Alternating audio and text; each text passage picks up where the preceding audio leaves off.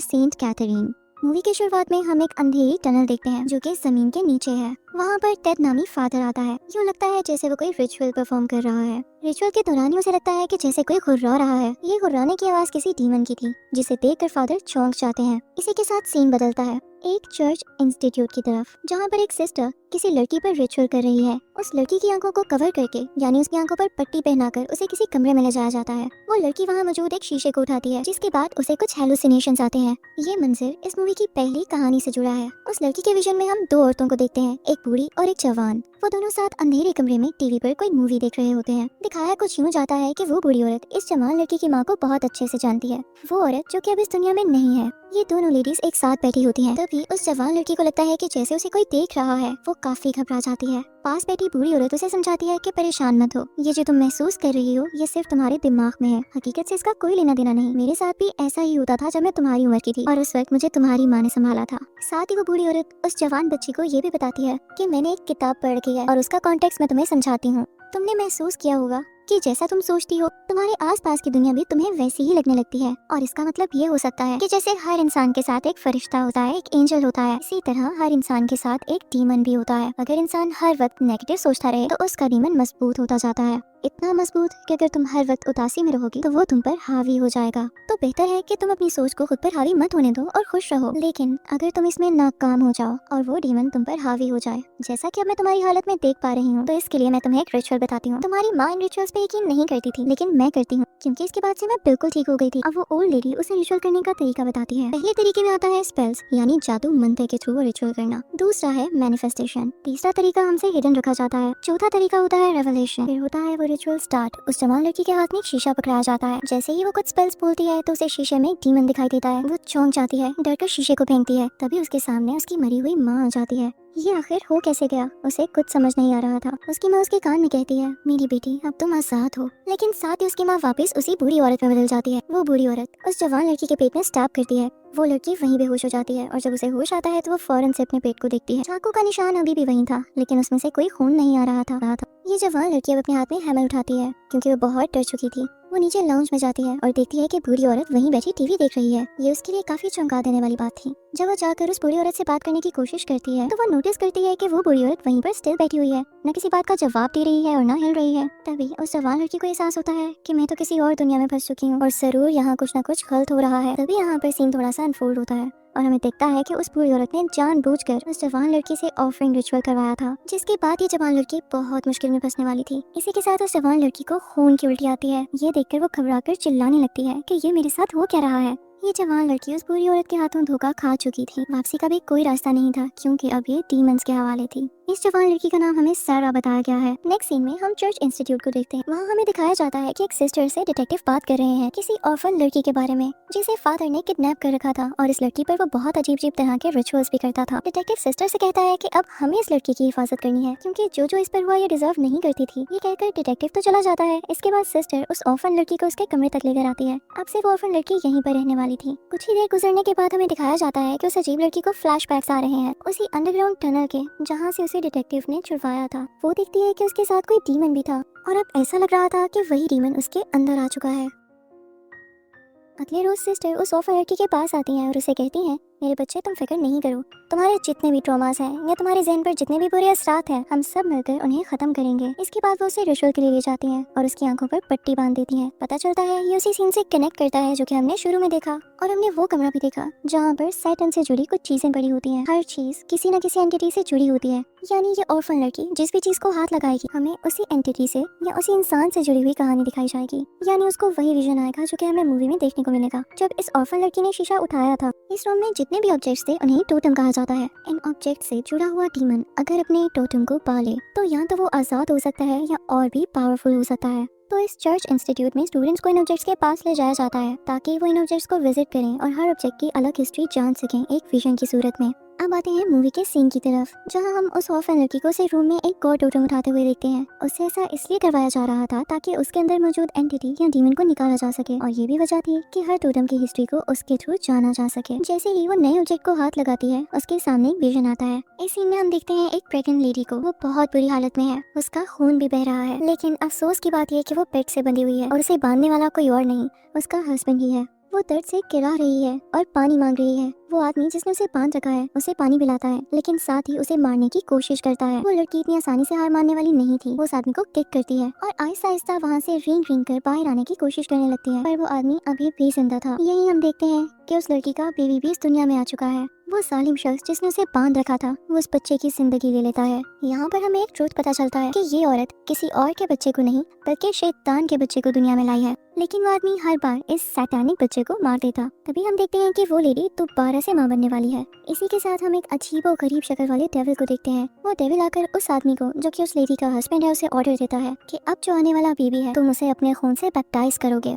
ये सुनते ही वो आदमी शायद पोजेस हो गया था। वो अपना गला काट लेता है, हर तरफ खून ही खून होता है। फिर इस दुनिया में आता है सैटन का एक और बच्चा जिसका नाम वो रखता है 666। यानी इस बच्चे से पहले 656 बच्चे और आ चुके थे जिन्हें उस आदमी ने जीने नहीं दिया था। अब आखिरकार सैटन का ये बच्चा उसके हाथ में था जिसे वो फख्र से उठाता है। ये लड़की थी। इसी के साथ ये सीन खत्म होता है और उसी रूम की तरफ आता है जहाँ पे वो ऑर्फन लड़की के विजन देख रही थी। वो काफी रोने लगती है, वो काफी डिस्टर्ब हो चुकी थी। फिर हम देखते हैं कि उस ऑर्फन लड़की को एक भयानक ख्वाब आता है जिसमें वो देखती है कि फादर उस पर अटैक करने वाला है, लेकिन तभी एक डीमन फादर पर अटैक करके उसे मार डालता है। डीमन फादर का गला इतनी जोर से दबाता है कि वो आगे से लड़ ही नहीं पाता। इसके बाद इस ऑर्फन लड़की की आंख खुल जाती है। इसके बाद सिस्टर उस ऑर्फन लड़की जिसका नाम है एली उसके पास आती है। उसका हाथ पकड़ते हुए कहती है कि मैं जान सकती हूँ कि तुम्हारे अंदर क्या चीज है, क्या तुम मुझे अपना हाथ पकड़ने दोगी। एली भी चाहती थी कि पता लग सके कि उसके अंदर कौन सी चीज रह रही है जो उसे जीने नहीं देती। वो सिस्टर का हाथ थाम लेती है। सिस्टर वहाँ पर ऑब्जर्व करती है कि इसके अंदर बहुत ही भयानक एंटिटी है। वो फौरन से घबराकर वहाँ से चली जाती है। ये सिस्टर भागकर दूसरी सिस्टर्स के पास जाती है और उनसे कहती है कि हमें एली को यहाँ पे नहीं रखना चाहिए, उसके अंदर बहुत भयानक चीज है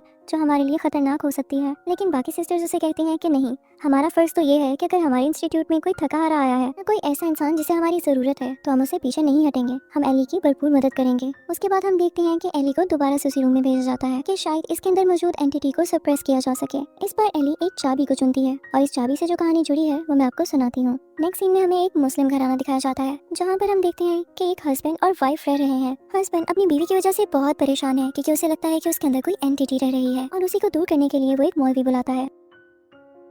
मौलवी उससे कहता है कि मैं तुमसे कोई बहुत ज्यादा पैसे चार्ज नहीं करूंगा, नहीं मुनासिब सी फीस लूंगा। साथ ही वो उस लड़की के हस्बैंड को बाहर कुछ लेने के लिए भेजता है और जितनी देर वो लड़का बाहर होता है वो उसकी बीवी के पास जाता है और उसके साथ कुछ वायर्स अटैच कर देता है। ये एक ढोंगी बाबा था जो कि इस्लाम का नाम यूज करके फेक रिचुअल्स करता था। जैसे ही इस लड़की का हस्बैंड वापस आता है तो वो मौलवी अपने पाँव की मदद से उस लड़की को इलेक्ट्रिकल शॉक्स देने लगता है जिसकी वजह से वो हिलती है। मौलवी इस बात पर उसके हस्बैंड से कहता है कि देखो मैंने तुम्हारी बीवी को जिन्नात से आजाद कर दिया। उसके बाद वो हस्बैंड किचन में चला जाता है। मौलवी उसके पीछे पीछे आता है और कहता है कि लाओ मेरे पैसे दो। तो उस लड़की का हस्बैंड उसे बोलता है कि मुझे नहीं लगता मौलवी साहब कि आपने मेरी बीवी से किसी जिन को निकाला भी है, ये लीजिए आपके पैसे। मौलवी पैसे ले लेता है। तभी वो देखता है कि उस लड़की के हस्बैंड की जेब में एक चाबी है और वो चाबी किस चीज की है ये आपको नेक्स्ट सीन में पता चलेगा। मौलवी अंदर उसकी वाइफ के रूम में जाता है जो कि बेड से बंधी हुई थी और उसके हाथों पर हैंडकफ्स थे। उसने मौलवी से मदद मांगी थी और मौलवी उसको आजाद करने के लिए गया था। तभी उस लड़की का हस्बैंड भी वहाँ आ जाता है। वो मौलवी को रोकने की कोशिश करता है लेकिन मौलवी उसे समझाता है कि अपनी बीवी के साथ ये जुल्म मत करो, देखो वो कितनी कमजोर हो चुकी है। पर तभी देखते ही देखते वो लड़की अपने हस्बैंड को चाकू से स्टैब करके मार डालती है।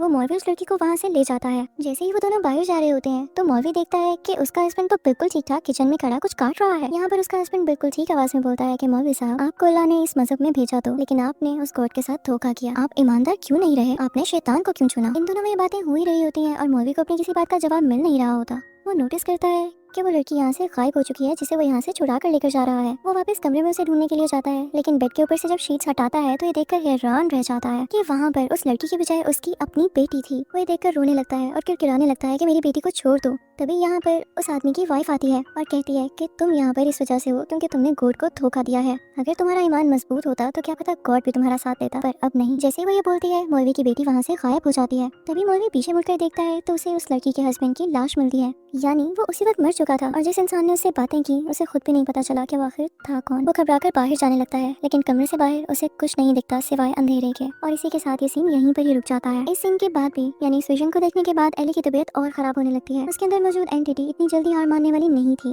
वो एली को दोबारा से पोसेस कर लेती है। खैर देर ना करते हुए रिचुअल दोबारा स्टार्ट किया जाता है। एली को दोबारा से रूम में भेजा जाता है। इस बार वो क्रॉस उठाती है, ऐसा क्रॉस जो कि लोकेट शेप में था, गले में पहना जाने वाला। उसको पकड़ते ही एक और विजन आता है जिसमें हमें एक बहुत ही रिलीजियस घराना दिखाया जाता है जहाँ पर 3 लेडीज एक दूसरे का हाथ पकड़कर प्रे कर रही हैं एक हैप्पी लाइफ जीने के लिए। लेकिन उन्हीं में से एक औरत होती है जो कि काफी घबरा जाती है। वो अपनी मैरिड लाइफ से बिल्कुल खुश नहीं होती। उसे लगता है जैसे उसका हस्बैंड उस पर चीट कर रहा है। वहीं पर इसी सीन की एक मेन कैरेक्टर भी होती है जिसका नाम हमें एलिस बताया गया है। वो इस सब सीन के बाद और इस रिलीजियस प्रेयर को डिस्टर्ब होता देखकर वॉशरूम जाती है कि थोड़ा रिलैक्स हो सके, और जब वो वापस आती है तो जहाँ पर वो प्रे हो रही थी वहाँ पर कोई नहीं होता। उसी लाउंज में बेबी मॉनिटर पड़ा होता है जो कि एलिस ने अपनी बच्ची पर नजर रखने के लिए यहाँ रखा हुआ था। उसे उस मॉनिटर में से आवाजें आती हैं उसी कम्युनिटी लीडर की जो कि प्रेयर करवा रही थी। लेकिन जब वो अपनी बेबी के रूम में जाती है तो वहाँ पर कोई भी नहीं होता, पर मॉनिटर से अभी भी आवाजें आ रही थी। वो घबरा जाती है और पूरे घर में अपनी बेटी को ढूंढने लगती है, पर वो उसे नहीं दिखाई देती। इसका क्या मतलब था? क्या वो किसी और डायमेंशन में थी या उसकी आंखों के आगे कोई पर्दा था जो उसे कुछ भी दिखाई नहीं दे रहा था? वो जैसे ही भागते भागते लाउंज में आती है तो वहाँ पर वो उन्हीं 4 लेडीज को पाती है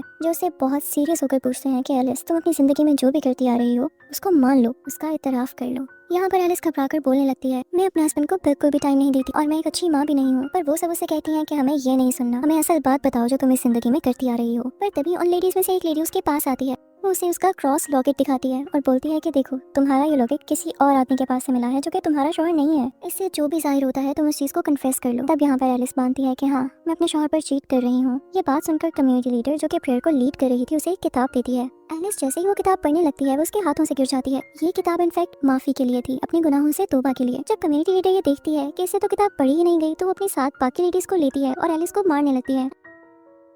एलिस अपनी जान बचाते हुए उनके पास से उठाती है। उन्हीं लेडीज में से एक लेडी कहती है कि हमें एलिस के साथ ऐसा नहीं करना चाहिए, हमें किसी पर जुल्म नहीं करना चाहिए। वो घबराकर पुलिस को कॉल करने लगती है, लेकिन कम्युनिटी लीडर उसे हिट करके उसे बेहोश कर देती है। उसके बाद बाकी बची जाने वाली तीनों लेडीज एलिस के रूम में जाती हैं। कम्युनिटी लीडर के हाथ में बहुत बड़ा चाकू होता है। जैसे ही वो जाती है तो देखती है कि एलिस ने अपने ऊपर चादर ओढ़ रखी है। वो चादर हटाती है कि वो एलिस पर अटैक करके उसे समझा सके, लेकिन यहाँ तो काम उल्टा ही हो जाता है। एलिस पोसेस्ड होती है, उसकी आंखें बिल्कुल सफेद और उसका चेहरा किसी डीमन से कम नहीं लग रहा था। ये देखकर वो घबरा जाती है और इसी के साथ ये वाला सीन भी यहीं रुक जाता है। इस सीन से एली इतनी परेशान नहीं थी, पर जैसे ही वो अपनी आंखों से पट्टी हटाती है तो वो महसूस करती है कि उसकी आंखें उसके साथ है ही नहीं। वो काफी पैनिक कर जाती है, लेकिन बाद में पता चलता है कि ये डीमन उसे सिर्फ डरा रहा था कि तुम मुझे कभी हरा नहीं पाओगी। असल में एली की आंखें उसी के पास होती हैं, कहीं नहीं जाती। उसके बाद हम उसी मेन कैरेक्टर सिस्टर को देखते हैं जो कि ये पता लगाने में जुड़ी हुई थी कि एली के अंदर कौन सी एंटिटी है। वो एक किताब पढ़ती है और उसे कुछ अंदाजा भी होने लगता है। यहाँ पर दिखाया जाता है कि जो एंटिटी या डीमन एली के अंदर है वो हेल यानी जहन्नुम का गेट कीपर है। पता चलता है कि वो डीमन किसी क्रॉस की वजह से इस दुनिया के साथ बंधा हुआ है और वो भी आजाद होना चाहता है, लेकिन वो अभी अपनी फुल पावर में नहीं है। और पावरफुल होने के लिए और अपनी मर्जी चलाने के लिए उसे इस क्रॉस को तोड़ना है।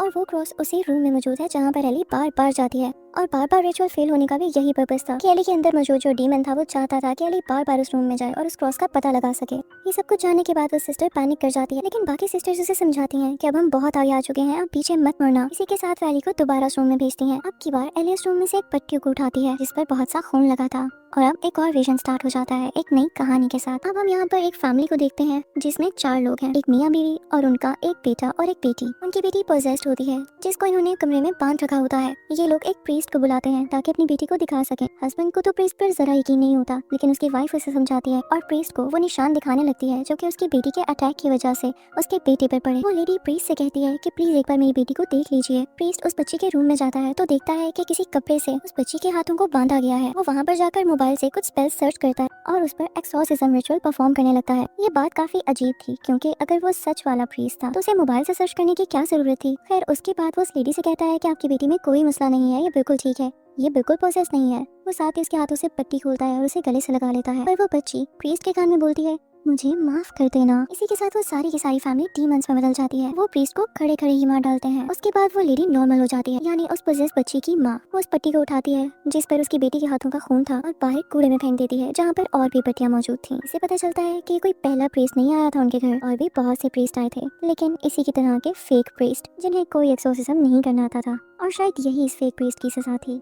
अब एली जानती थी कि उसके अंदर मौजूद डीमन क्या चाहता है। वो फौरन से उस क्रॉस को ढूंढने लग जाती है। एली में मौजूद डीमन उस क्रॉस को तोड़ने लगता है। बाहर सिस्टर्स एली का इंतजार कर रही होती हैं। सिस्टर फौरन से अंदर आती है और एली को पकड़कर लिटा देती है। सब सिस्टर्स मिलकर वो क्रॉस उठाते हैं एली की बॉडी के ऊपर, जिसकी वजह से एली की बॉडी के अंदर मौजूद जो डीमन था वो ज्यादा पावरफुल होने की बजाय सीधा जहन्नुम यानी हेल में वापस चला जाता है। यानी एली की बॉडी में अब कोई डीमन नहीं था। मूवी के एंड में हम देखते हैं कि एली बिल्कुल एक नॉर्मल बच्ची बन चुकी है और वो बहुत खुश है। हमें ये भी पता चलता है कि एली की एक आंट जिंदा है जिनके पास वो रहने जा रही है। वो सिस्टर को बहुत अच्छे से थैंक्स बोलती है और गले मिलकर अलविदा कहती है। इसी के साथ मूवी का एंड हो जाता है। यहाँ पर मैं आपको इस कहानी का कॉन्टेक्स्ट बता दूं। जैसे कहानी के शुरू में मैंने बताया कि हर इंसान के साथ कुछ बुरी चीजें भी होती हैं और कुछ अच्छी भी। इंसान सारी जिंदगी जो काम करता रहता है वो वैसा ही बनता जाता है। उसके साथ का डीमन और स्ट्रॉन्ग होता जाता है जो कि उसे वो काम करने पर फोर्स करता रहता है। पर ऐसे कामों का अंजाम अच्छा नहीं होता। जैसे हर स्टोरी में आपने देखा कि फेक मौलवी हो या प्रीस्ट हो या कोई और इंसान भी जो भी अपने प्रोफेशन के साथ बेईमानी करता है उसका एंड कभी भी अच्छा नहीं होता। आई होप आपको इस मूवी से बहुत अच्छा लेसन मिला होगा।